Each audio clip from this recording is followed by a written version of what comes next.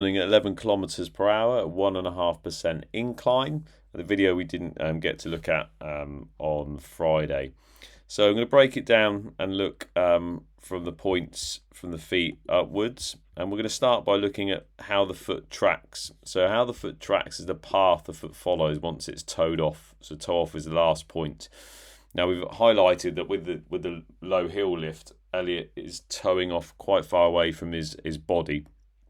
So the aim is for this heel is to follow the line, this foot to follow the line as closely as possible.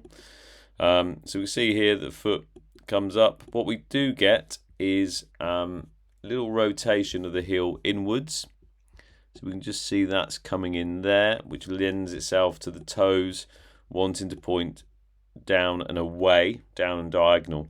That's a sign of a lack of glute activation and or strength. So it can be a combination of activation and strength, or one or the other. Activation is getting the muscles firing in sequence to actually propel the body forward. And I already mentioned that due to that low heel lift, that overstride, Elliott is anterior dominant. So that is a sign of that, and that can lead to the idea of hip stability or instability being affected and compensated when Elliott is running.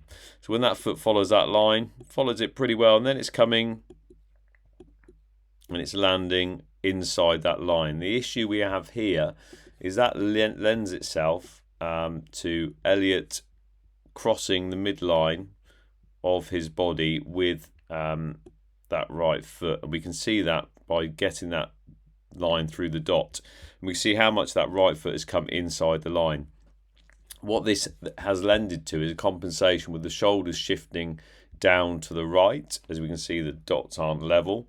We can see that we got 3/4 of the head on that right side, and again it's that sort of neck side twist to the left to compensate for that balance, try and hold the body up. So the issue with the crossover is it puts the body out of alignment, which then puts stress on the outer thigh down to the knee, that IT band in effect, and then travels down to the ankle area. And we can tell that because in the ankles, what we start to get is we start to get a little bit of a pronation, so a rolling inwards of that heel. So if we followed it down from that position there, and then if we put that last line in, that's what we've got. So a little bit of a pronation. So it can be a contributor to back pain, knee pain, ankle issues because of that increased ground contact time and the body falling out of alignment. And crossover is linked with overstride. And it tends to go hand in hand a little bit. So if we look at the left foot, and we'll follow that tracking again. So again, we're following that line. It's come away a little bit. In terms of that heel, it's internally rotated a fraction.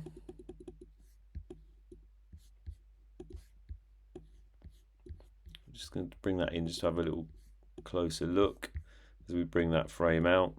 So we start to see the heel there, and just as we come in,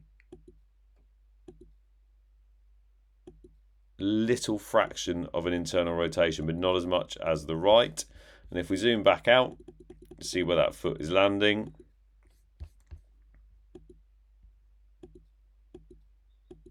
And we're landing nicely onto that track. So what we have here, and this is really good work from Elliott there, is we've got that left foot. The left foot is tracking more consistency and landing on a track. In terms of improving the landing point of the tracks, so that right one, a crossover is an aspect that can take a little bit of time to embed, but definitely is aided and improved by some band work, resistance band work, in terms of getting that point. So that's so we've got the crossover on the right, left foot landing nicely on a single track. So just aim to train that right foot to land on the other side of that line. So it's as if you're landing on double yellow lines in effect. Okay, if we look at the upper body now, we'll look at the arms. So we can see, so when we're looking at the arms, I mentioned the angle was very good, but if we just look, there's not much movement from the elbows, and what we've got is the body twisting round in terms of that position. So we can tell that by the angle of the dots, and the chest wanting to point towards this corner of the room where we've got the 11 kilometers up here.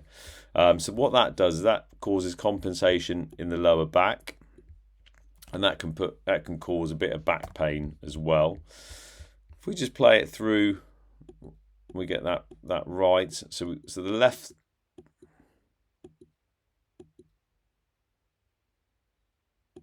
So again, we've got that twist in that back here. So again, we can just see that the line drops.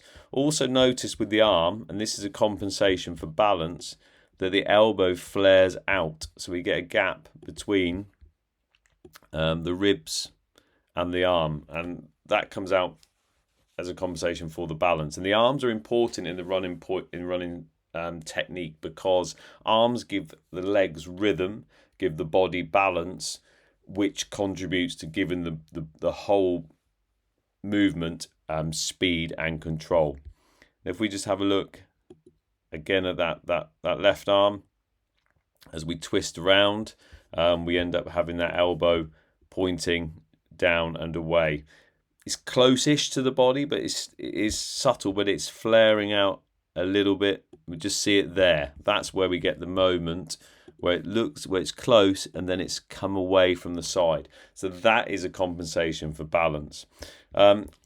It's hard to show on the video, but I sense that there's a little bit of tension in the upper shoulder area and the back with Elliott when he was running, when I was watching him live last Friday, and that can be contributed to the hands, where I mentioned from the side the fingers are slightly out. If we get a light fist, so thumb and forefinger, that enables the body to become a little bit more relaxed. So in terms of the arms, there's limited arm drive. We've also got the arms coming across the midline of the body. So the midline of the body. So there's more coming across on that left side, which means that in terms of the body, it works as a chain. So left shoulder down to right toe. So with that arm coming across the centre line, that means that the right foot ends up crossing over significantly. So we've got more of a twist on that left shoulder, which means that right foot sends itself across the midline of the body.